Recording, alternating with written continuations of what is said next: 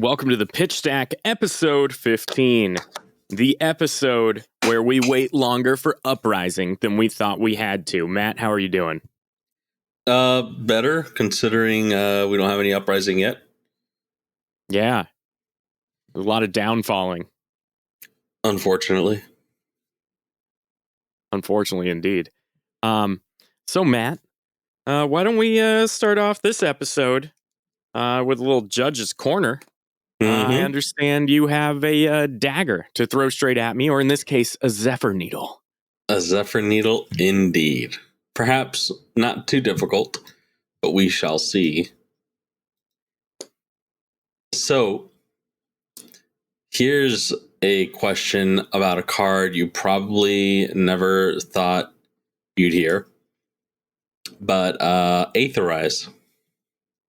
Oh, yes. Aetherize is a player A plays a non-attack action as an instant through the effect of Rifting or Spellbound Creepers, or perhaps a attack action played through Rattlebones as an instant. Say the cost of this attack or this non-attack action is 0. Can you play as a wizard Aetherize to counter this action played as an instant? Okay. To negate it. So my initial reaction, I don't know the exact ruling, but my initial reaction is to say no, because you're only being allowed to play the card at a different timing and speed, while negate is worded negate target instant card, which refers to a card type. Right. Oh, yeah? I was ready for that to be wrong and just have egg on my face. I was saying right, as in right. Oh, okay. I'm following. However, you are right. Oh. Yes, you are correct. Oh, man. Well, It's a good thing this is the last episode before Uprising comes out. Then we'll have new cards to talk about. I'm glad that hasn't had to come up, because I'm sure somebody will fervently defend the ability to counter a non-attack action played as an instant. Yeah, that's interesting, because I really like the idea of the design space, though. All counters, like specifically negate, has to target a card type in its that's really interesting, instead of a card speed. I know we don't really have card speed in this game, and I know if you've read anything about Yu-Gi-Oh, it's completely non-understandable. But it's interesting to me. It's the same for Magic. In Magic, you target card types, not card speeds. Yeah. Like you could not, if you know Magic cards, you couldn't dispel a creature played with Flash. Oh, okay. Yeah. All right. Yeah. Cool. Right. That makes sense. All right. Right on. But yeah, Aetherize. Pretty simple one today, but figured it's a card we don't really see too much, and it might have been enough of a doozy. I mean, I bought 9 Aetherizes for $4.50, and that $4.50 is now worth $9. Hey, there you go. We're getting there. One of these days, Aetherize is actually going to be super playable, and everyone's going to start, kicking their feet, wondering why they didn't buy 100 copies of Aetherize. Force of Will was a bulk card. That's what they all said. And feel free to let us know in the comments. I've noticed every other podcast just starts at the beginning with the intro, but we don't. Maybe that's the thing we do that makes us cool. But maybe we start moving the intro to the beginning. I've been thinking about this, so feel free to leave us a comment. Please, please do. I do feel as though it is interesting that we don't do the intro right at the beginning at the get-go, because it's usually how you brand. Like you kind of like straight up like, "Hey, we are Pitch Stack Podcast." We're the cold open people. Maybe that's what it is. Maybe that's our brand. But while our viewers ponder which one's better, they get to listen to the intro. So we'll be right back. You're listening to the Pitch Stack Podcast.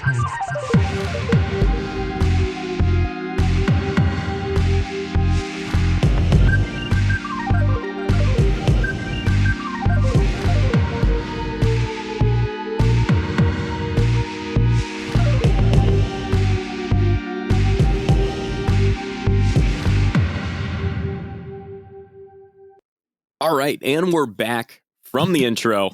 Matt, we got our full-on BNR announcement. Obviously, the new rules update was delayed until July 1st, but we did get a sneak peek of the BNR. There's a sneak peek of the rules up. Matt, let's talk about this BNR announcement. Yeah, for sure. So really, not a lot stood out to me in this BNR announcement. I think my favorite part of it was just something I didn't think about, but is like incredibly obvious. And that is like, what is it? Seed of Agony is no longer suspended. And it wasn't something I had even really considered. Is legal. it's legal, but you don't have anywhere to do it. It's a lot like hoverboard racing. Right. That's nowhere terrible. legal to do it. Exactly.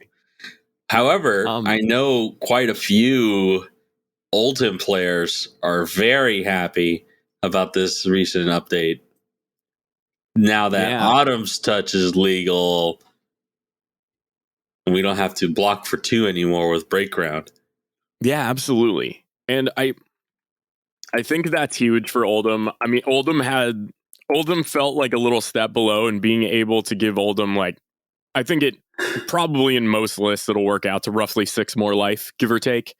I think having that extra turn of Oldhim is huge. It improves your matchup against a couple decks. I still think you're a sitting duck against Illusionist, which is unfortunate for Oldhim. But to be fair, I am glad that Prism's in the meta, because otherwise Oldhim would just be the most oppressive deck and it wouldn't even be close.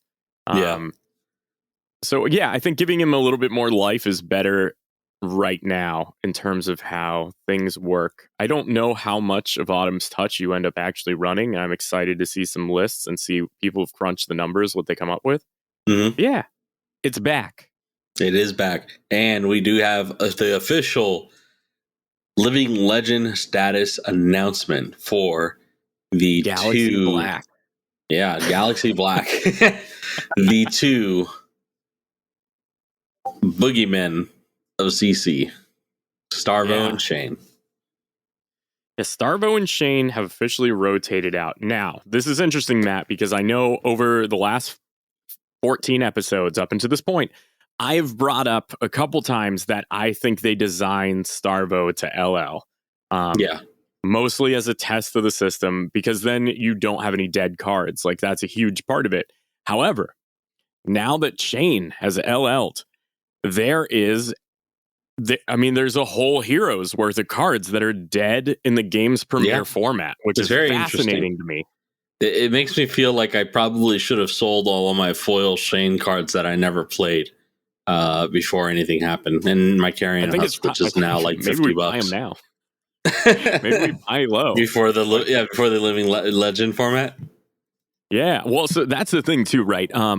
Because LSS has shown us that they are not afraid of directly injecting a hero into Classic Constructed through the supplemental sets, where previously they only injected young heroes in Crucible. Like, we got Starvo and Everfest, which they were testing out. What if we just throw a hero in here? It's pretty hard to call it a precedent when they've only done one supplemental set. Yeah. I mean, I thought of it that way. We're like, oh yeah, we're only going to get young heroes, and we're probably going to get a majestic set of equipment for every hero. And that just didn't happen. I mean, it's just the structural nature of trading card games. Most sets in general follow a specific formula. Yeah. But we like to think of things in cycles. Like having cycles, It's very Magic player thing. It is a very Magic player thing to constantly think in cycles. So with Flesh and Blood Dynasty, which James White, the man himself, has revealed is the upcoming set, I think this dead card pool that is Chain is only dead for 3 months. I think the October set, we see a brand new Shadow Rune Blade. That would be interesting. I wouldn't be mad. I would only be mad if it wasn't Viserai. Because, he's the man. Why wasn't he? He should have been Shadow from the get-go. But this is before they did the Shadow talent. Let's be reasonable. They had the shadow border. border. Yeah, The exactly. monastery. Yeah, and as far as I understand, he's not like, this is a flavor thing. He's not like under Sutcliffe's control anymore. Maybe I'm mistaken, but he's turned over to Irathiel or something like that. I don't know. I mean, Runic Reclamation makes it seem that way, but I guess I'd have to look deeper into the lore. I need Sutcliffe to get more lore. There is nothing I love more than that weird ass floating head old timey Zordon dude. There's a big backstory for him. I don't know if you know, but like he was. Oh, I do. Yeah, he's part of Solana, and then he got banished and then exiled. He went off to this island to seek forbidden knowledge. It's always on islands. Yeah, that's where evil master. Yeah, evil masterminds go out there to plot. Just they go out to these geographic structures and they plot.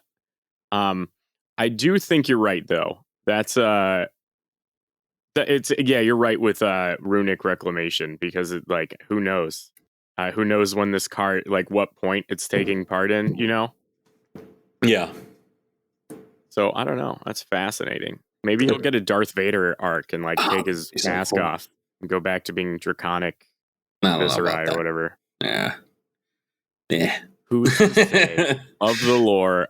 So that banned and restricted, obviously. So what's interesting though is Galaxy Black is the signature weapon. Now, obviously, we haven't seen this before, but it makes you wonder if they are to push a new hero straight into Classic Constructed, do they print it with a new signature weapon? Which is interesting because even though Chain hit Living Legend, he really wasn't using Galaxy Black. Yeah, I think Galaxy Black was designed mostly for limited. And, I think that they expected Shane to kind of just use Nebula Blade. Maybe Galaxy Black. I'm not sure.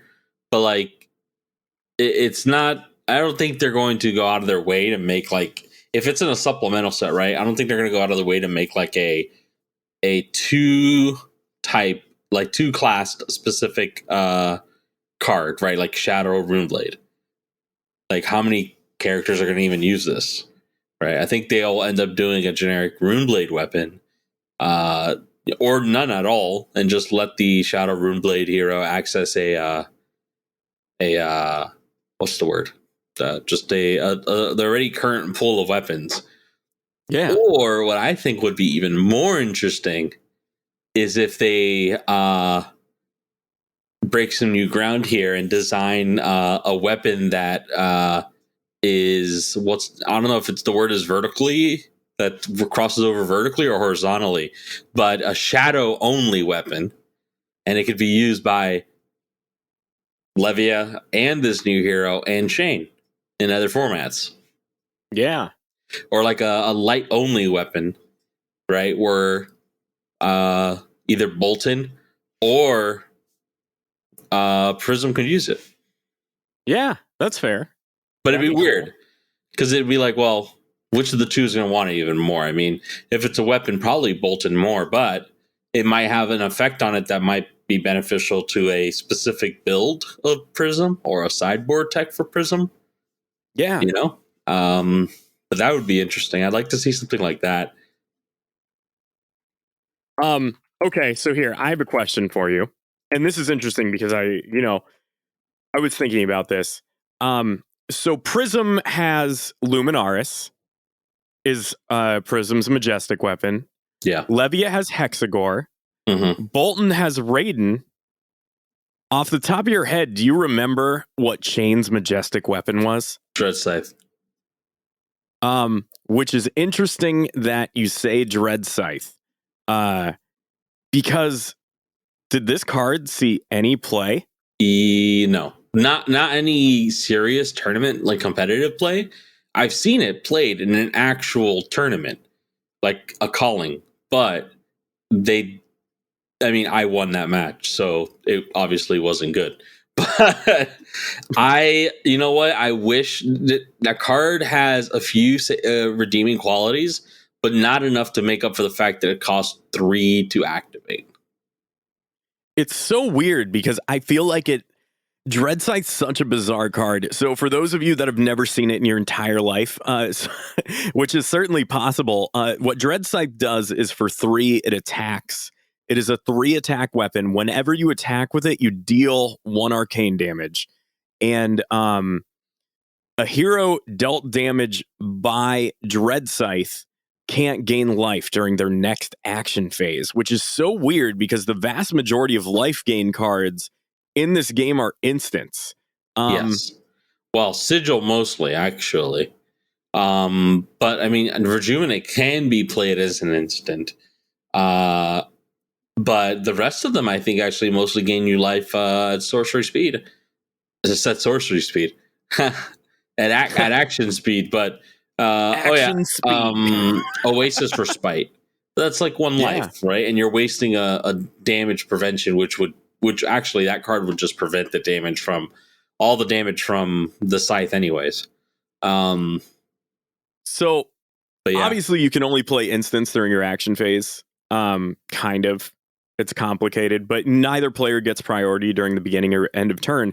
But so the reason I bring this up, just in case, like you were thinking, like, well, what are you talking about? Like the action phase, like you have the cards that you're going to be playing on your next turn already in hand. So like you could immediately respond to this Dreadsight thing with whatever life you're going to gain. I do see like there's a couple if it's an instant, correct? Yeah. But I'm saying I think mostly it's just Sigil of Solace, if I'm not mistaken, and as far as life gain goes, like an instant speed life gain, I think it's just Sigil. So in and of itself, were there any? I did not play that much. Like I started playing maybe 2 months after Monarch came out initially. Yeah. So I missed a lot of like the weird cards being experimented with in the early Monarch meta and stuff.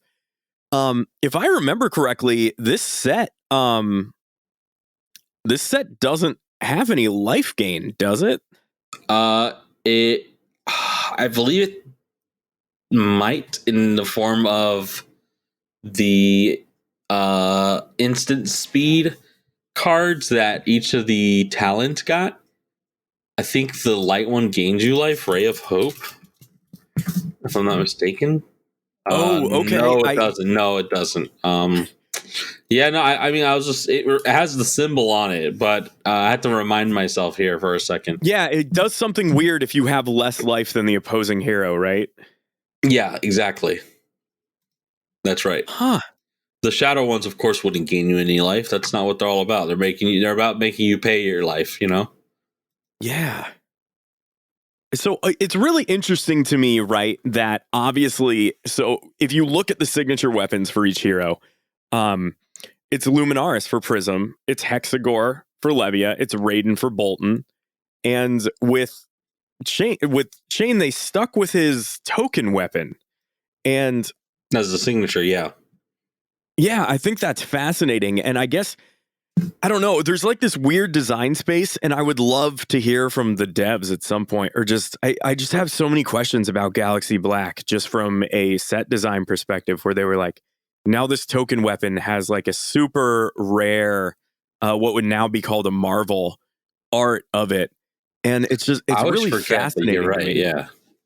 There's so much emphasis on a token weapon here that, I don't know, I guess just synergistically, they decided was significantly better than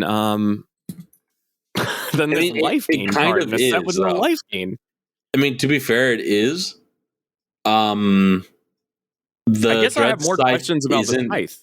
Yeah, no, I think that's what it is, because the Dreadsight really isn't all that impressive on its own. And if Galaxy Black hits, it's effectively a Dreadsight. If you've played a card out of your banish this turn, it gets +2, and it's a 3-power attack at that rate. It's a 1-cost action ability, and if it hits, you deal 1 arcane damage. So it's still 4 for 1, rather than 3 for a guaranteed 4 with an extra ability, which is just nearly irrelevant. But the thing is, like, we are still in a very like growing part of the game, and like who knows what the future holds. There may be a day where like we're like, holy crap, this is super relevant, too much life gain in this meta. This hero has a on this hero has an ability that just gains them life nonstop, and it happens on every single one of their turns. Like, and it requires them to have a good amount of cards in hand. So if you're playing this Scythe, it's going to force them to prevent the arcane damage so that they don't get the negative effect of not being able to gain life, right? And then the on-hit effect as well. I mean, not the on-hit, but the physical damage they'd have to stop as well. So that would cost them 2 cards to stop all the damage from the Scythe. Yeah. Assuming they don't have any other like resource tools like Tunic, right? Yeah, that's fair. So it's a 2-card block essentially, and that's how you prevent the effect. Now there is, of course, Reaping Blade from Crucible of War, and you're probably a little bit more familiar with that one. Yeah. So this one, I actually, off the top of my head, I couldn't tell you what it does, but I could tell you there's 2 of them in my bulk box, and I just is Reaping Blade the one. Okay, that's what it is. Reaping Blade, I feel like, is better than the Scythe. And I know that's really weird to say. Obviously, it's not strictly better. They both have unique effects. Yeah. I would say it's as far as like its cost goes, yes, it's just better because it's a 1 for 3. And the effect on it is static. It'll be there as long as you have less life. But I think it was definitely geared around the OTK deck that was going around at the time before the Monarch release, like before Sonata. Like, this is the preparation essentially for like a tanky deck, right? Where you would just tank and build a Brune Chance, and then it would just prevent like Guardian decks from gaining too much life while you were trying to build up, a 1-turn kill or sigils, and stuff like that. Huh. It's interesting. Yeah. It's funny I'm saying like they designed this card before the Sonata OTK deck came out, and this was like this was like the key to keeping decks like Guardians from gaining too much life, and even Mechanologist, because they had the action points in the finals tome, right? To keep them from getting out of range when you were trying to OTK them. Something like that could exist in the future for the Scythe to actually be relevant. Yeah.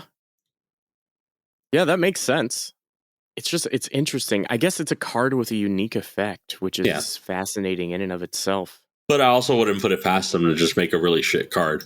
So it's really interesting though that, like, I don't know, the Runeblade weapon design space is very bizarre because they clearly they went way too far, and then it's so weird because they immediately after printing this just printed 2 super powerful Runeblade weapons, one so powerful it never saw play. I don't know, it's a lot to think about, and obviously we've gotten far off of the original point of Galaxy Black is now banned. But that's weird. For the first weapon to ever enter the Hall of Legendary Weapons saw no play, really. It was no part of getting chained to LL, really. Correct. Yeah. Odd stuff. Absolutely. Starvo, gone. So this is interesting. This kind of took me by surprise. I guess there was a big ban in Blitz, and that is did not mean for that much alliteration there. I wasn't sure that this was the right thing until I really looked at the Blitz meta. Because if I'm being perfectly honest, I haven't really played Blitz seriously at all since Skirmish season. So I haven't seen I haven't seen what it looks like with the new set of bans. It's interesting to me that Crown of Seeds turned Oldham into a very oppressive exhaustion deck. Yeah, I mean, Crown of Seeds is just inherently like a value engine. It's so incredibly good. Yeah, it's very interesting. It's like a I would say the closest legendary we have to it is maybe Valiant Dynamo, in that it just continually gives you a huge advantage in terms of life swings.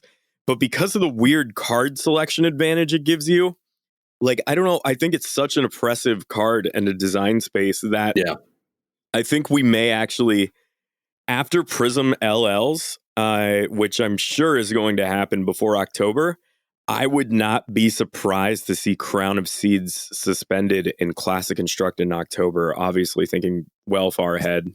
Yeah, I mean that's something to consider. I don't think it's anything like worth.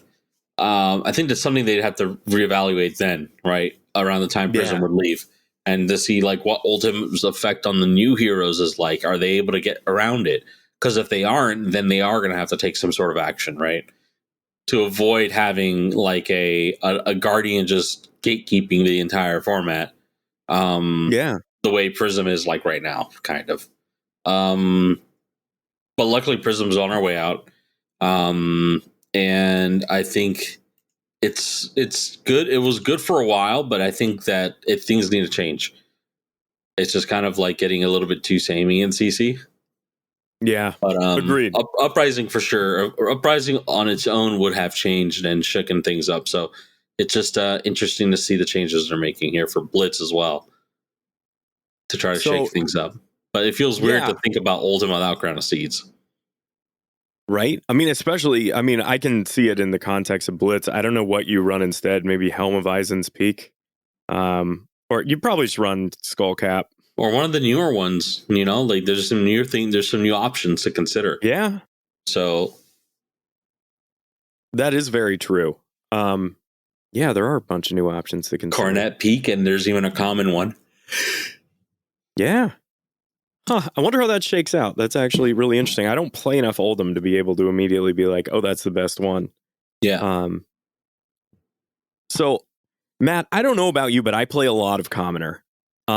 I haven't had a chance. I know I built one, but I just every single time I bring it with me, we're doing an armory, and then we're just not sitting down to play any Commoner. And I also just built the most broken deck in the format, which was heavily affected by this banning. So I will end up having to sit down and just throw together something else. Yeah, so what we're talking about here is they have banned Ball Lightning. Congratulations, Ball Lightning. Every format gone.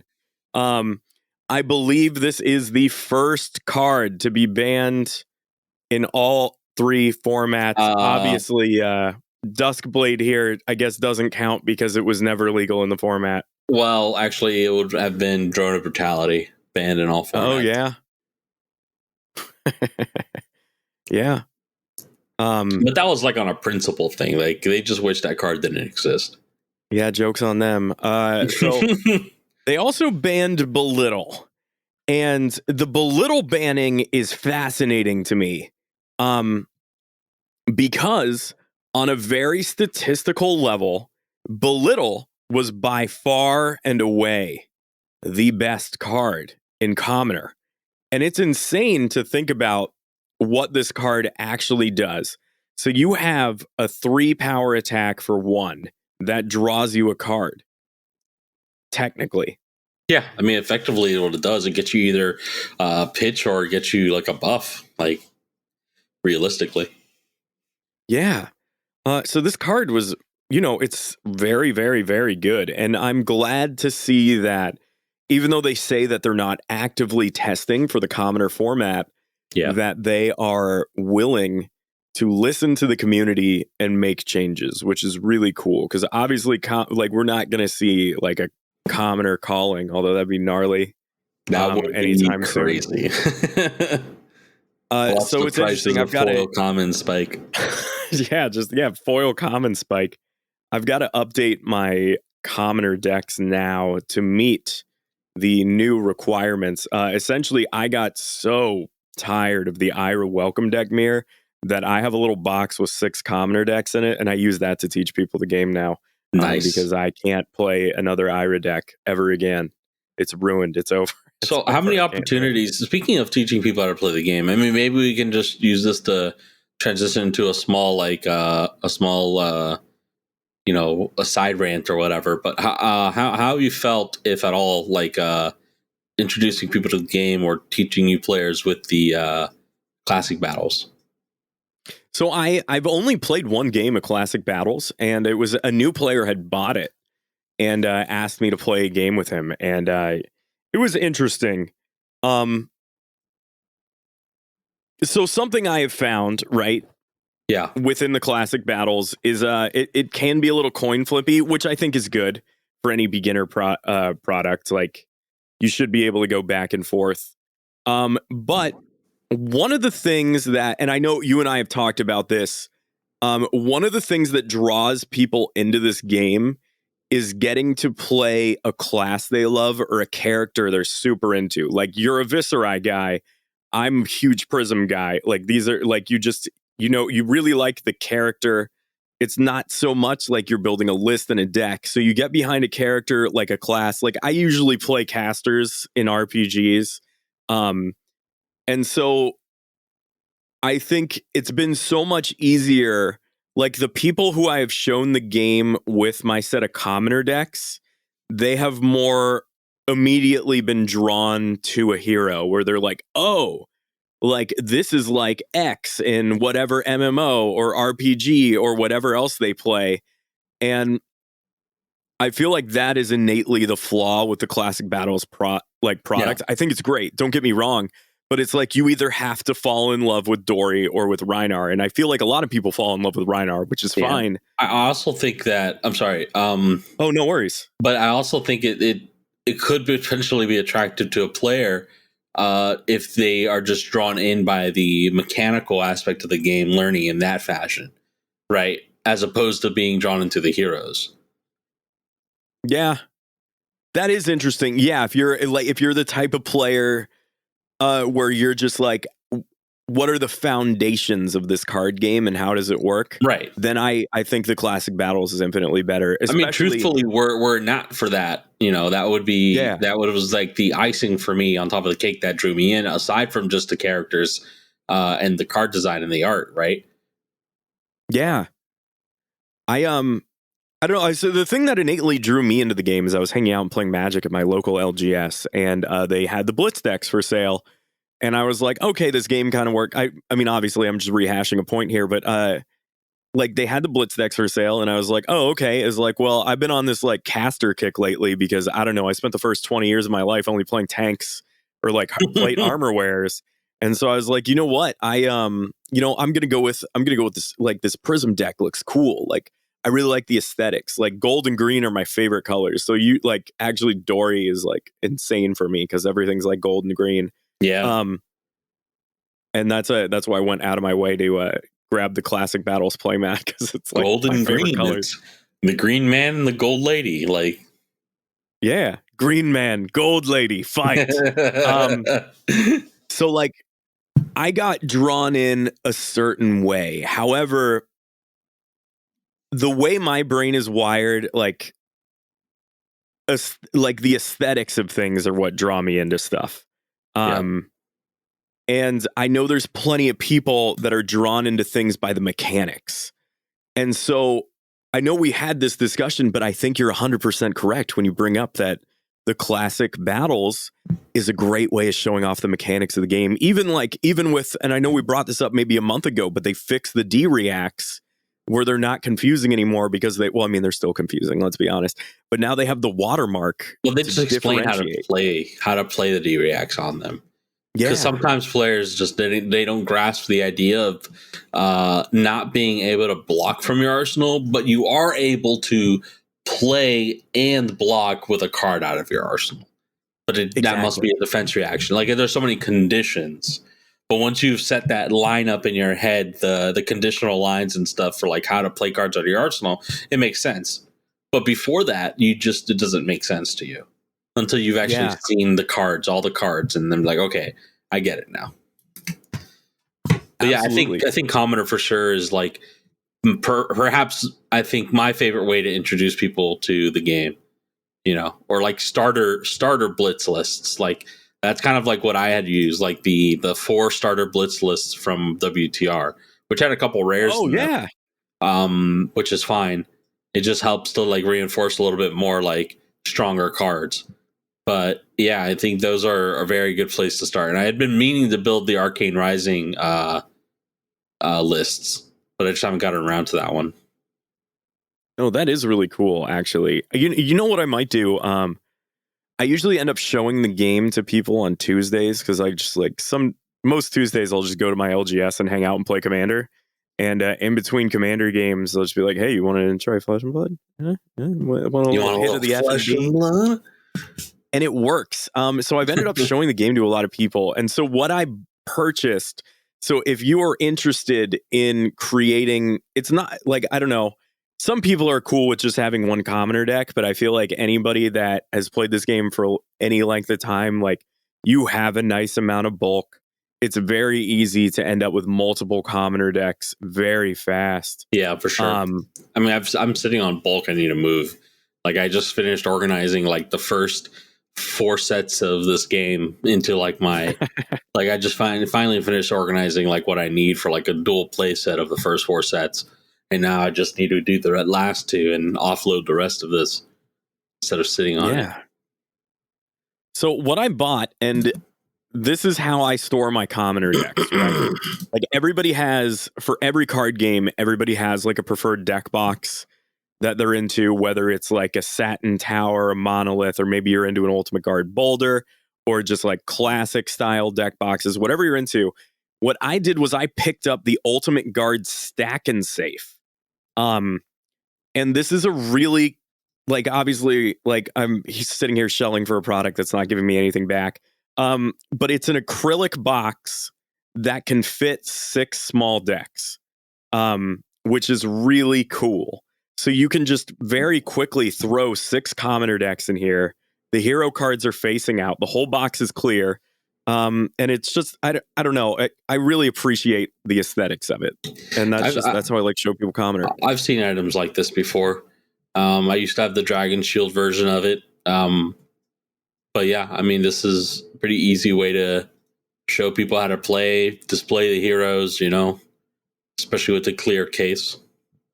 Yeah. And so now that Ball Lightning's banned, like commoner might actually be legitimate. I feel like Bravo is very good in commoner in my experience. We also have to see how the new 3 heroes are going to be in commoner as well.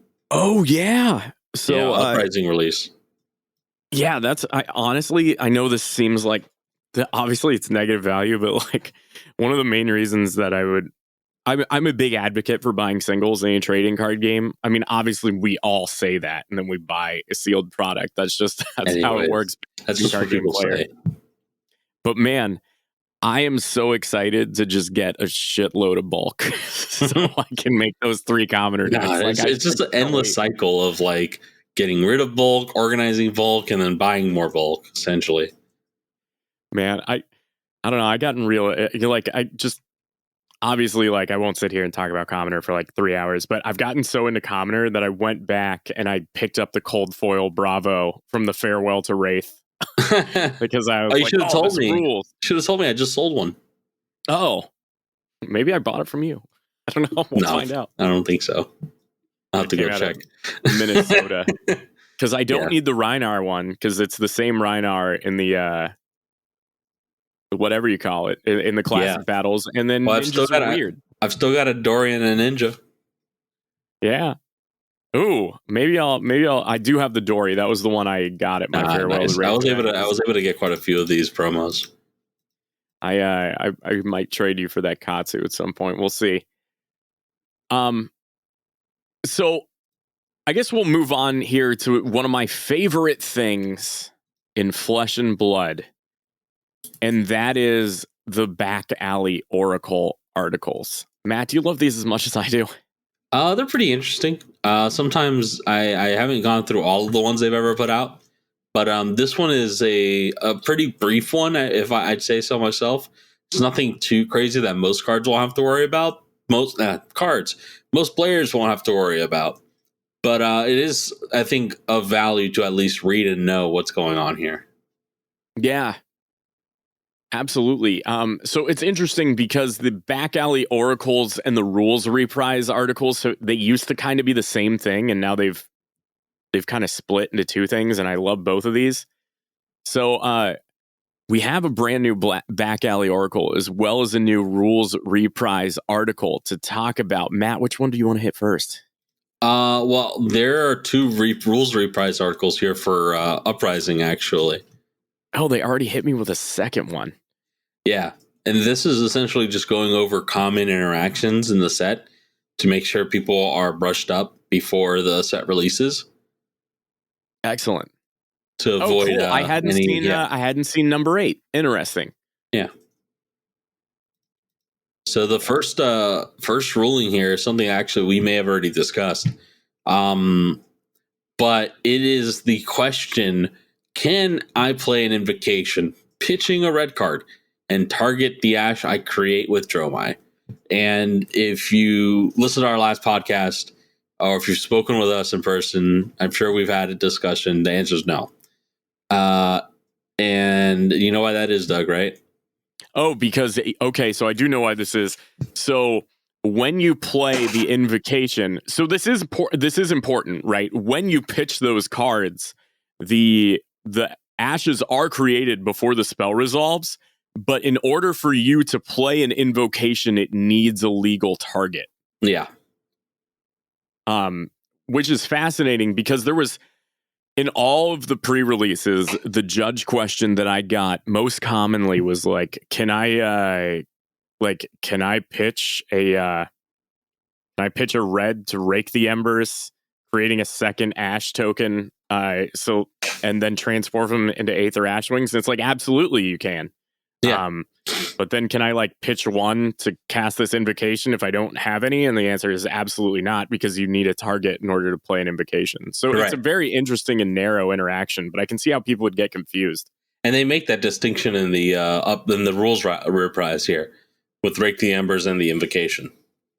Oh, interesting. Okay, well, I'm really glad they do, because I'm judging a road to nationals in a draft format in 2 weeks here, and I there's no chance in hell that I don't get asked this 3 times. Yeah. It's And the second question here is about Quell, and Quell's a new mechanic. It's a replacement effect mechanic for damage, much like Spell Void, and a little bit more like Arcane Barrier, rather. Yeah, but I think Arcane Barrier is like the easier. Yeah. For sure. Because Quell appears in X numbers, right? Like Arcane Barrier appears in Arcane Barrier 3, 2, 1. Quell has appeared so far, I think, as only 1. But essentially, the question is, can you use Quell multiple times? And the answer is, it depends. What do you mean by multiple times, right? So the examples given are effects that deal more than 1 damage from a source, right? So like Searing Touch Rupture, Rosetta Thorn's Arcane for 2, Electrifies Damage for 3. Like these all come from a source, and they're 1 event of damage.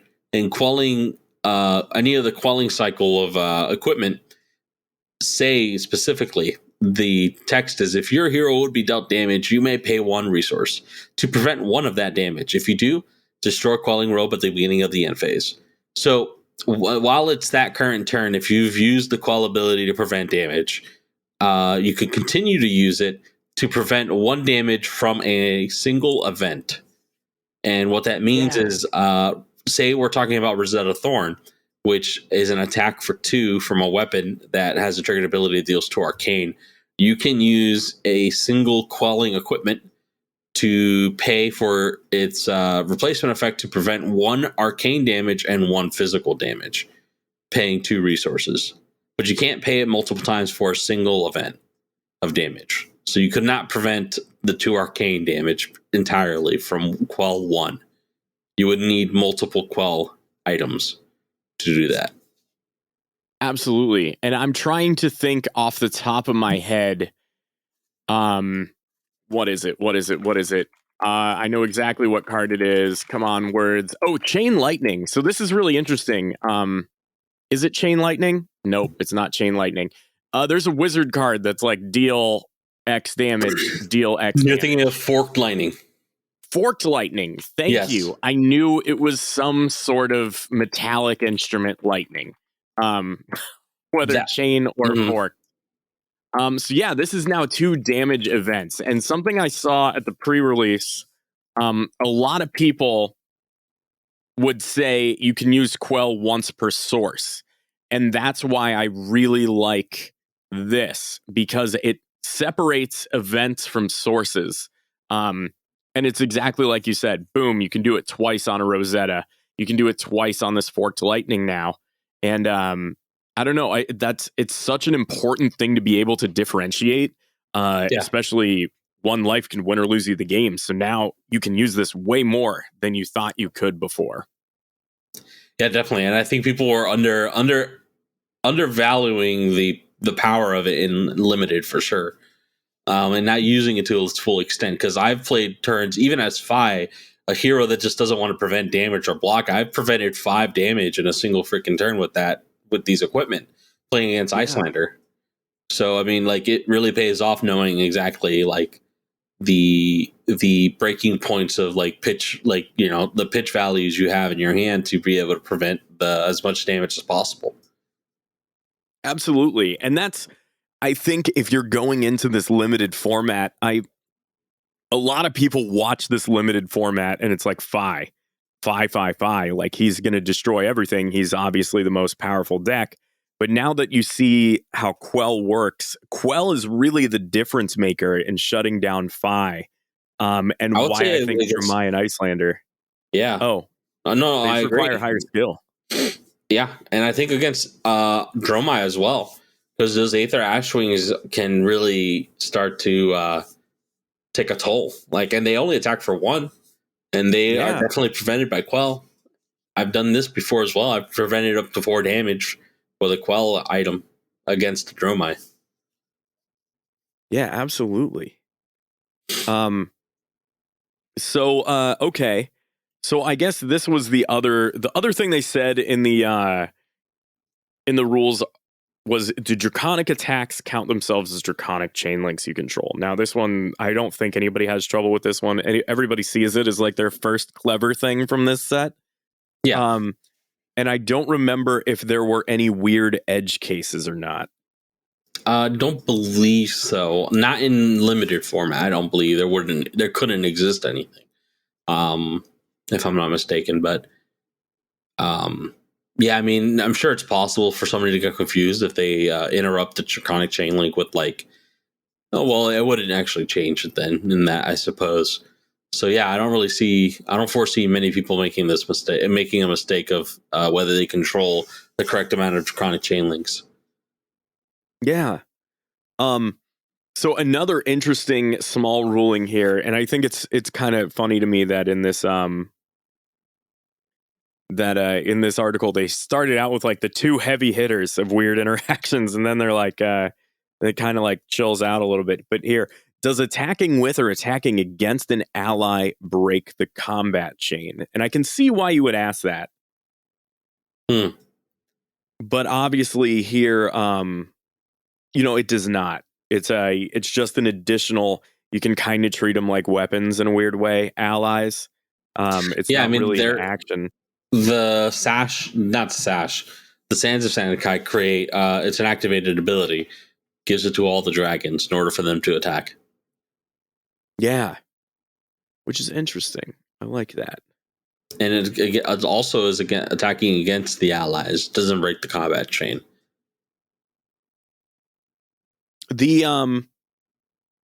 I will say the Ash interaction's weird, right? I think I've been thinking about this a lot in terms of design space. For like I've got to, the more I think about Uprising coming out. So the next question is, can I target an Ash under a dragon with sand cover? And the answer to that is obviously no. You probably never even thought about that, but obviously people have been asking that question. And I feel like looking at this and the way it works, which is so weird, where Ash becomes under an ally instead of them just like printing those allies with Phantasm. You know, because the Ash gets destroyed as well whenever the Phantasm breaks. Like it's so weird to me that I feel like they could have just combined steps. So in my opinion, and Matt, tell me if you think about this too, or maybe I'm just thinking of it too complicatedly. I feel like ash isn't the first material they came up with, and maybe we just didn't see the other one. I feel like it's just keeping it's kind of like just keeping the door open for materials, right?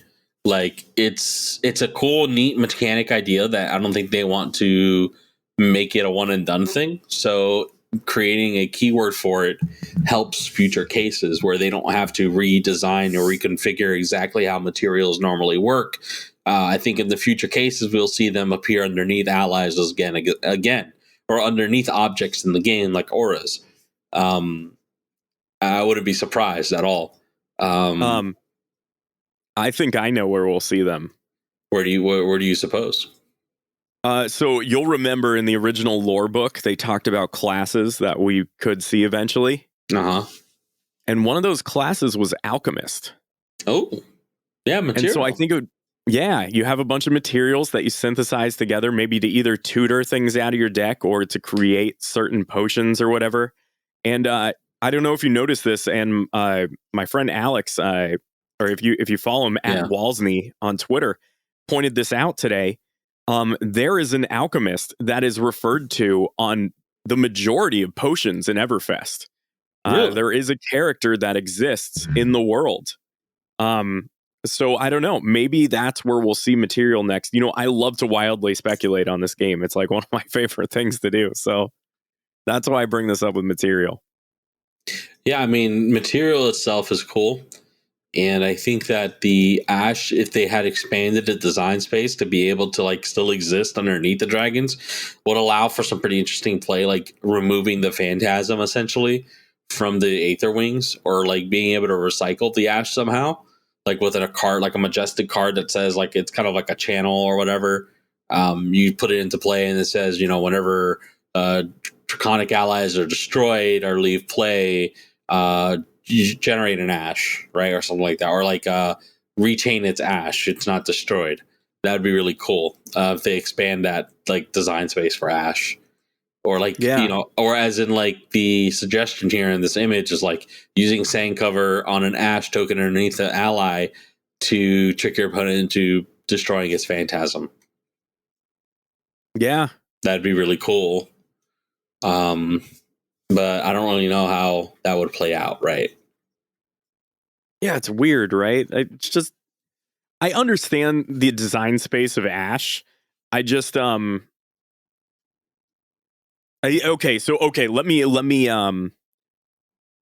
backtrack a little bit and say this. Let me just state it clearer. I think it's weird to me that when you transform ash into a dragon, that it's not just the dragon gets phantasm, it's that the ash stays under it to give it phantasm. And I see what you're saying, like maybe there's like another weird design space that unphantasms them. Who knows? It's weird. It's real weird. Yeah, I mean, I feel like it would just, to avoid having to print the phantasm word on the dragons and to avoid the confusion of having to track whether something was given phantasm or not, they just use the material to, you know, like an aura almost, if you're familiar with like the magic like comparison, like an aura to grant it phantasm. That makes sense. I think and okay, if I get this right in 3 months, I'm gonna be so stoked. I'm gonna keep bringing it up and being so annoying. I think what we will see in the next supplemental set, and something that I think Dramai is fundamentally missing in her card pool, and something that I think holds her back from being such a good hero, an instant that can transform X amount of allies back into ash. Ooh. You know, I like that idea. It's like a deconstruction so that you can retain your ash and not like, you know, I don't know. Maybe it might be too good though, like in terms of avoiding on-hit effects. Like if somebody declares an attack at your dragon with a on-hit, you can kind of just like destroy it and just make your ash, get it back. I kind of love it for that. Yeah, no, too. I do like that idea. I just think maybe they had considered it. That's all. Yeah, that's true. Yeah, I think, just based on how these work, they're either planning for it or consider it at some point. That would make the most sense to me in the design space. So the last point they make here is that when you draft a set of Uprising, and we talked about this a bit in the last episode, Right. it's at the casual and competitive level, which is basically everything you'll be playing at if you're not at the Pro Tour or Nationals or something at that level. If you draft a dual face card, you got to tuck it under another card. These are the rules. In the future or at pro level events, if packs with DFCs, that's what we'll call them because that's cool, they'll get replaced by an appropriate placeholder card indicating what card it represents, which is real cool. I like that a lot.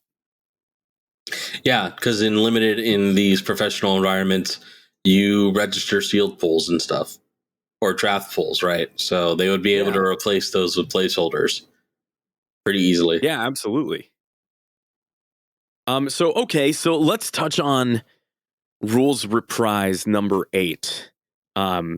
Just to get you ready for RTN's start this weekend. So with rules reprise number 8, the first, and I haven't looked at this, so I don't know the answers yet. So there could be some egg on my face.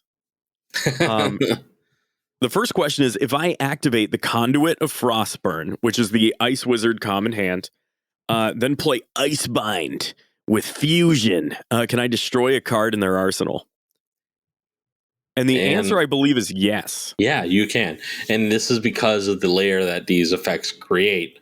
And you get to reorder the layers of resolution.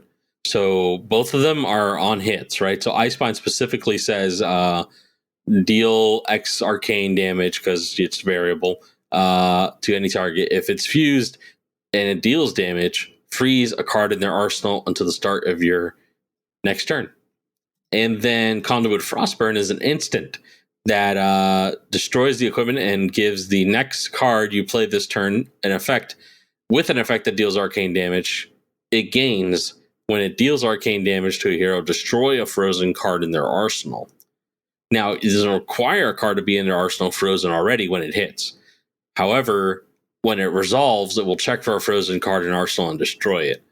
So essentially what happens here is you deal the arcane damage, both abilities can trigger, and then you can resolve Icebind, freezing the arsenal, and then resolve the Conduit of Frostburn's effect, destroying the arsenal. Yeah, it's interesting, right? So the whole card has to resolve before anything else can interrupt it. Yeah. So what happens is when you destroy the Conduit, it looks for the arcane damage being dealt. And there's no interrupt. I can't stress this enough. If you're unfamiliar with the rules of how most TCGs work, there is no interrupt between the text of cards. Like, it all happens at once. And that's why the freeze happens immediately after the arcane damage. And then the game is able to put the Conduit layer on. So yeah, 100%. Right, that would be 99% of the cases. Like, that's just how these cards work. And it's really interesting. Like, I do like how this works as well. It's it's somewhat reminiscent of like Magic in a way. Yeah. I hate making the comparison all the time because I know there's a lot of people, like, as odd as it may seem, I feel like there are a lot of people who just don't have like a Magic background and they come into Flesh and Blood. But it's just the easiest thing to make say muggles. It's just the easiest thing to make a comparison to. Not to say that this game is like inherently similar to Magic. It's just there are for sure a lot of similarities and inspirations from the game. There's no denying that at all. The next question is really interesting, and I wonder like what was happening to cause it to come up. Which is, can I close the combat chain to put Phoenix Flame in the graveyard, then use Fi's ability to return it to hand? And the answer, of course, is yes. But when you play Fi's instant, why would you do that? To see. Yeah. There are edge cases, I think, where there's some kind of benefit to playing out your Phoenix Flame first, and then closing the chain to get it in the graveyard, and then playing the rest of the turn out, right? So you can turn on the Headlong Rush or whatever that card's called, and then also have your Phoenix Flame in the arsenal before you start the chain. I mean, in your graveyard before you start that large chain, because you don't want to interrupt it later, right? You won't get the benefits. Extremely absolutely. Huh. Or to turn on, I think that makes more sense. Yeah, or to turn on the Flame Wake Awakening, Flame Call Awakening, or the other one that grabs one from your graveyard and puts it into your hand. Yeah, which is did that essentially that's like that's like definitely the way to do it, because it just checks if you've played a red card this turn. It doesn't care if it's a chain link, right? Exactly. So you get to turn the effect online and have it also start your chain link. I dig that. Yeah. Here's a weird question. Wait. All right, hang on. This next one, if I use Quell to prevent damage from Frostbite and Frost Hex, is it destroyed at the end of my turn? Oh, okay. I remember reading about this. I absolutely love this interaction. Yeah, it's good stuff. Very good stuff. So this is interesting, right? This is an edge case in the game, and I don't know how many of these actually exist. But this is an example where a card actually makes it so that players get priority in the end phase. I don't know if that's the case. Is that the case? I think this is just paying for costs to a replacement effect. No, I don't know if they necessarily gain priority. Yeah, that's true. I wonder what the specific wording is that because I see what you're saying. Yeah, like for example, if you have an activated ability that said prevent some amount of damage that you would be dealt next, once the Frost Hex triggered ability went off during the end phase, you could not activate that ability. But if it's a replacement effect like Arcane Barrier or Quell, then you could pay for replacement effect costs. It's so weird though, because would you be able to respond to them quelling? No, not at all. The damage it replaces the damage event by preventing one damage. So it's as if the damage event has occurred, but the result is X damage. It's the same way as, once more, using very technical magic like judge terminology, but it's when you process damage into results. The replacement effect takes place there, I believe. It's more or less the same kind of concept. Interesting. Yeah, okay.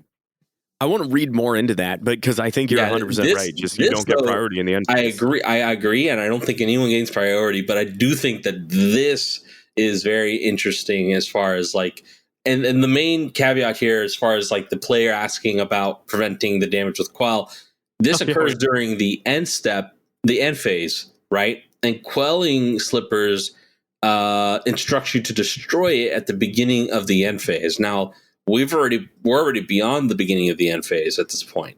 So what's funny is that if this happens to you during your turn, of course, that's when it would happen. You can prevent the damage from quelling slippers, draw back up the hand size, and your quelling slippers will still be in play during your opponent's next turn until the beginning of their end phase. Yeah, absolutely. Okay, which is really cool because it just extremely get wrecked. Extra value, extreme quelling value. 100%. I mean, I think it's also just like, it's funny in a way, like having Arcane Barrier against a Frost Hex allows you to like clear your hand of like just dead cards, right? Because you might be sitting behind a wall of Frostbites and unable to pay for any of your costs, so you might be forced to pass the turn and otherwise keep an entirely terrible hand. But in the case of Frost Hex being afflicted on you, you can just use the Arcane Barrier abilities you have to pitch your hand. And this is during the end phase, so you haven't drawn up for turn yet. Yeah. Oh, I love it. Yeah, I very cool absolutely stuff. love This it. is very cool. I like it. I really like Channel the Bleak Expanse here. I don't. Okay, well, all right. So Channel the Bleak Expanse reads, and so this is a question about Channel the Bleak Expanse. It reads: Heroes can't reveal cards, search decks, or draw cards from effects. I love it because it rhymes. That's like one of my favorite things about this card. Is Oh, it's okay. just like can't reveal cards, just search saw- decks, draw cards from effects. That just put that card up a little bit higher, like in my mind, like in terms of tier, because I love that kind of thing, like just rhyming. Like if you ever played again, this is the secret to playing like card games with me, or like things like Cards Against Humanity. Like if you could find a way for something to rhyme like in that fashion, or to make it make sense, like that's extra points for me. Absolutely. I love it. It's just a chuckle, a good chuckle. That's why I love this card, and I'm really upset it's not in more deck lists. So it's really interesting, right? So the initial question that someone asks here in this rules reprise is: do I still discard when I play Sand Sketched Plan and Channel the Bleak Expanse is in the arena? And the answer is Get wrecked is the answer. Still discard. Yeah. These are three separate actions, right? Because you're not allowed to search your deck, not even once. And you can't put that into your hand because you didn't search your deck for it. But then the next thing is discard a random card, which is its own event separate from the two original events. Yes. And then shuffle your deck. So you can play Sand Sketched Plan to discard and shuffle. And it's kind of interesting because you can use Sand Sketch Plan here to just get yourself 2 action points. Is kind of weird, but you could. Yeah, I mean that if you know you're going to discard a 6 power, sure. I mean, there's definitely going to be a time where it's the right play. Like this is probably going to win someone the game somewhere, make them feel super smart. I mean, I don't know when you wouldn't just rather have all the cards in your hand. But look, I could be wrong. Who knows? But I just can't imagine, unless you're like playing against Prism, in which case you wouldn't be facing down Channel of Bleak Expanse. But yeah, no, I mean, I do think there's just an edge case to be made where like this is somewhat beneficial. But generally speaking, I think this is terrible. Like this is terrible for the Brute player. Like you're playing Sand Sketch Plan, and then the Icelander player goes, "Hey, by the way, instant speed Channel of Bleak Expanse." Oh, and you're like, "Oh, I didn't plan for that." That's really interesting. I don't know. It's weird. I mean, and you can't even play Flock of the Featherwalkers. It's like not even a playable card while this is out. It's really interesting though too. Like just I'll touch one more thing on Sand Sketch Plan because it's weird. You can still, if you have 2 cards in hand, right, and Channel the Bleak Expanse is out, and you play Sand Sketch Plan, and the last card in your hand is Beast Within, the triggers keep working because it specifically says banish. I don't know. I think that's interesting. My initial thought was, does Beast Within say reveal?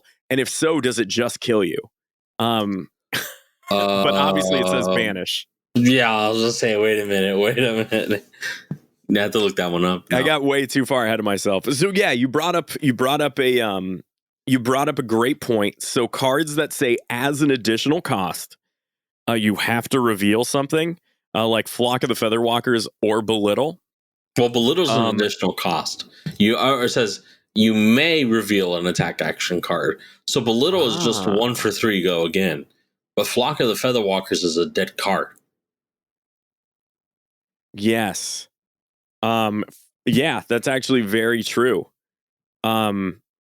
Interesting. Yeah, so the May ability obviously not you're just immediately told you can't do it, which is great. That's a great way to still be able to play that card. I like that design space. I could see them accidentally getting too restrictive with that, and I'm glad they didn't. Flock of the Featherwalkers, dead, as is everyone's single favorite card. I'm talking about Demolition Crew. Oh, yeah. Dead card. Yeah. Was it not already dead? Yeah, it is a dead card. So we'll get to the last one. And Matt, just looking at these two cards, it's not that I didn't know this would happen. It's that I definitely misread Fyendal's Fighting Spirit and didn't realize it said attack or defend. I definitely missed out on like 3 life. Really? I thought we had a whole conversation about this because I was super high on Fyendal's Fighting Spirit in spoiler season. And it's a rare too; it deserves it. But I think like I was like, wow, like this is back to the point of me like really liking cards, giving you value, like without playing them, like just discarding them or blocking with them, or putting them into a zone. Like Fyendal's Fighting Spirit says, you block with me and you also gain a life. Like if you're behind, I block for 3 sometimes. I block for 2 most times. I really like the idea that a 3 cost 7 attack, 3 block is like too strong, but just barely too strong. So they had to nerf it a little bit to still like allow. Well, I mean, it's not even just that too, because when it attacks, it says gain a life too. So it's putting in double duty.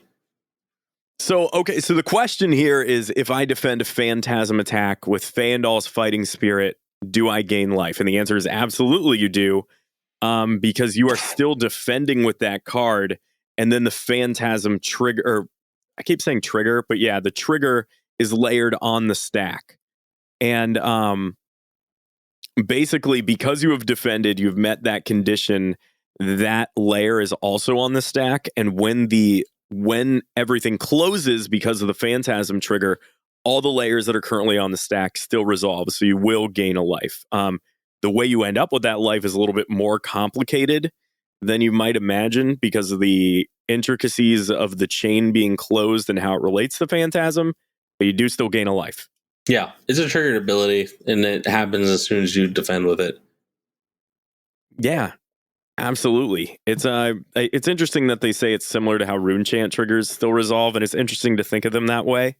To think of Rune Chant as actual layers instead of like permanents, even though like they are both. That's fascinating. I actually really like that. It's a good description. Right on. So you know what, Matt? They have added a few things here in terms of concessions. What to do. There's now a 3rd rules enforcement level. Did anything stick out to you in this that you felt like is important? The thing that stuck out to me the most is that they downgraded a few REL levels for like was Battle Hardened and Calling always professional or competitive or I believe they were always competitive. Okay. ProQuest and Road to Nationals were not. They were casual. Right. So now ProQuest and Road to Nationals are considered, I think the competitive level is new, right? Or is that has always existed? So I think it's the professional levels new. I don't know which one was the professional terminology. Existed. Well, I know either way, the Road to National RTNs and ProQuest are now competitive, right? The one thing that stuck out to me though is that day 1 of Calling and day 2 of Callings are different levels of REL. Yeah. That day 1 it's competitive REL, a little bit, not a little bit more less competitive, but day 2 is where it's professional, right? So we're talking deck lists and not that you didn't have deck lists for the Calling day 1, but it's a lot more on the straight and narrow compared to competitive or casual, which is new for Callings. Yeah. It's interesting. I kind of get it. You have so many players on the Calling day 1 that you need a little leniency, but if you day 2, very little, better be on your game. Exactly. 100% agree. Oh, and this is a really big one, a really big update as well, is that IP4's intellectual penalties have now been reduced twice again. We are at IP3s now. Interesting. So their logic was that initially they were IP5s, right? They reduced it to IP4s with the idea that it was too harsh and made the penalty insurmountable for players to actually have a way to back into the game. And even so now, their data shows that it is still too harsh for competitive players to get over that hump of 4 turns of intellectual penalty. So now they are testing IP3.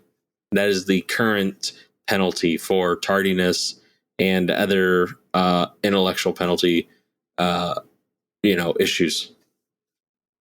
Yeah.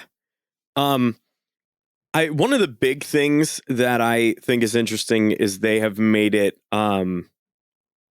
you gotta really I don't know, I really like that they have now reserved disqualifications for You got to earn it. yeah, you gotta earn them now. There's no way to just kind of bumble yourself into one now. Yeah. I much appreciate that. I think that's great. It's very much like the conversation that was had at the judge conference. Yeah. You got to earn them. Yeah, you got to earn that DQ.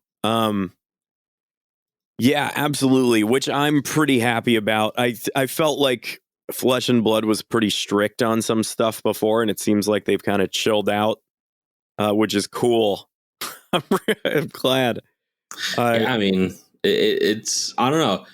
I don't like it leaving. I don't like it being vague in terms of how and when to apply disqualification. It's much better to have a more specific guidelines and requirements for that to be an option. Instead of just as a result of an escalation. My personal my personal guideline is 2 yelled sentences at me. You can yell 1 sentence at me and then be like, "Oh, and stop yourself," but 2, gone. Yeah, remind me not to yell at you. Sheesh. Yeah, well, I mean, you get a full sentence. Just I gotta make it count. I use commas, no periods. In addition, comma. I'm not done yet. Hold up. I'm gonna continue yelling at you.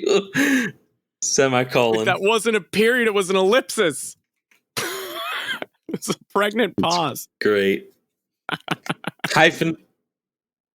Oh my gosh, that's actually really great.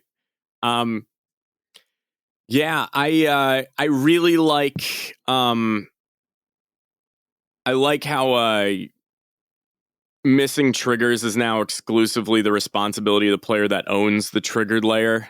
That's really good. I didn't like that it was in most cases a shared responsibility before. That was kind of weird. Yeah, that's kind of odd. Because I mean, that's a point of skill in this game, Yeah, not missing those. I think, do they differentiate between beneficial and detrimental? And detrimental, yes, they do. As far as the new update though, here, miss triggers. Oh, within the new adjust update? that? Yeah.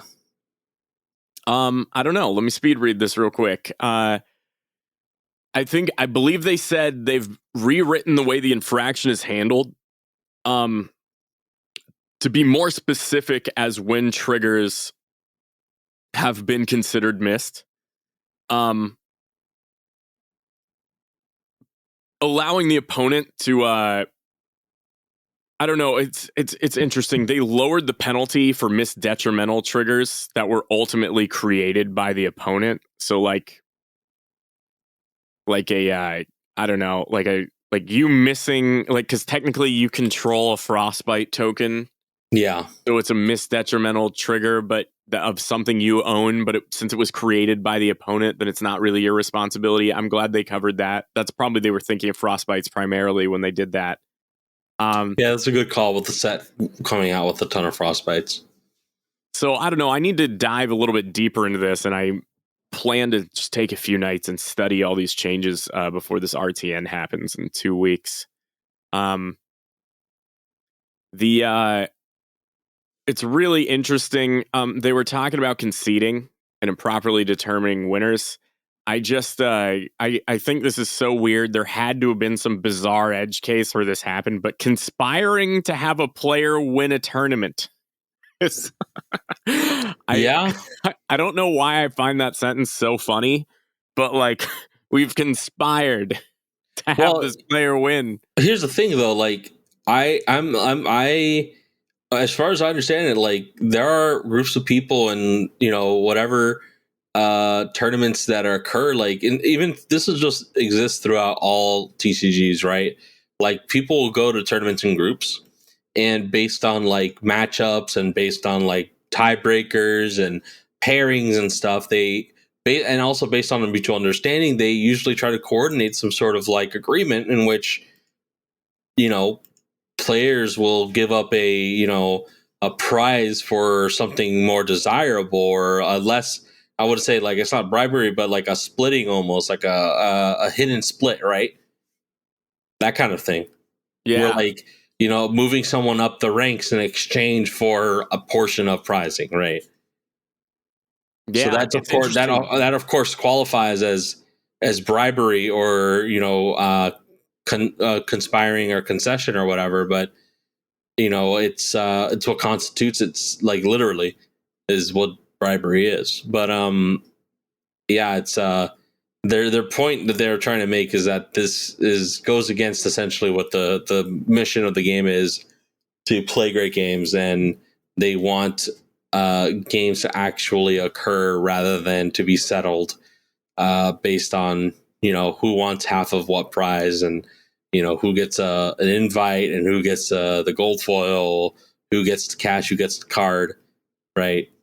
Yeah, that kind of deal. And they are looking to revise the way in professional invites work in order to accommodate this specific issue, address it. So that perhaps instead of like conceding to someone so that you can get the PTI and that person gets like the gold foil, you can now like actually play for it. And if you don't plan to go to X city, traveling all the way to X city to play in a tournament, you can just give it up to the person who is second. I think that's way better than DQing all of them and then having the bottom 8 play for it. I mean, it doesn't seem reasonable though. I don't know if any reasonable judge would do that. Like, it just doesn't seem correct. Yeah, it's complicated. Right. It's maintaining the integrity of the game while also getting everyone out at a reasonable time and not like cutting all the way down to like what the 8th place player is the winner or something like that, Yeah. Yeah, there's a lot of stuff that goes into this, but generally this is a good thing that's happening.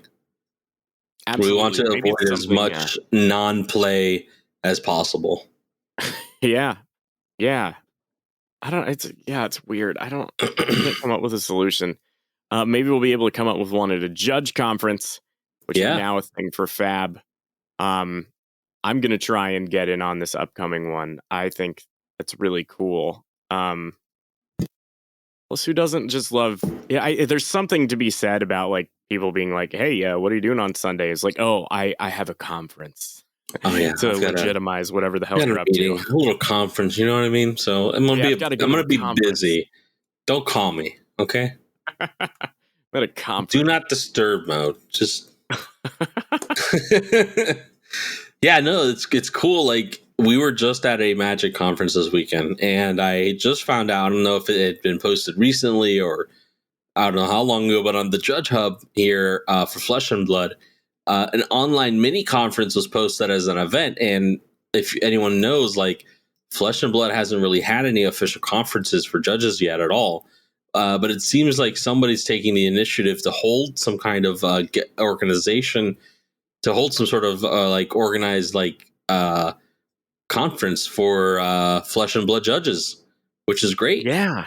I mean, it's just, even if it's something, voluntary, uncompensated, like, it's a good way to get together and meet and talk to some of the other people who love this game as much as we do, and get some advice and some new like tools to help judges, perform their duties, and also just like talk, communicate and network, because updated judge requirements for level 2s and above have been changed recently, and it requires you to be a little bit more connected. Yeah, absolutely. So yeah, I'm looking forward to it. It'll be a great way for, this first wave of adding new L2s, I think is going to be difficult for them, just because of the small amount of L2s. So hopefully, and the requirements for sure are definitely going to be a barrier, an obstacle. Yeah, absolutely. So yeah, I think the only other weird thing that happened this week was there was a 10K at the Realm Games in Ohio, and this is so weird because this particular 10K had a unique meta game in that we saw this event play out with Starvo and Chain Living Legend, but without the new Uprising heroes released yet. Yes, it's kind of like a weird like interstice, kind of deal, like between Uprising meta and the Everfest meta. Yeah, it's real weird. I don't remember exactly what the top 8 was, but I saw that this tournament was mostly dominated by Prism and Briar, which is about what I expected. There were some Oldham decks. It seems to be kind of a rock, paper, scissors meta without the new heroes, where it's, Oldham beats Briar, Briar beats Prism, Prism beats Oldham. But I think Oldham just gets trashed so hard by Prism that it's not even like a remotely winnable matchup. And I think that's why we really only saw Briar and Prism towards top 8. I forget what the other 2 decks were. I think there was one Viserai. And there was one Viserai. They were all Oldham Prisms and Briars, with the exception of one Viserai, which is very, very cool. Yeah, absolutely. So yeah, I don't know. It's a weird meta game. I'm excited to see if Iyslander or Fi, or to a lesser extent Dromai, because I don't think Dromai is going to impact the meta all that much. I'm excited to see what happens. Yeah. Well, I think we've about covered everything this week. I can't believe we were able to milk this much content out of the extra week we've been gifted. It was a bit slow, a bit of a slow week, but but by the time you hear us again next week, hopefully we will have opened some of those sweet paper booster packs, and we'll be in the midst of testing and putting together new decks. Yeah, absolutely. Cool. We'll see you next week. Take care.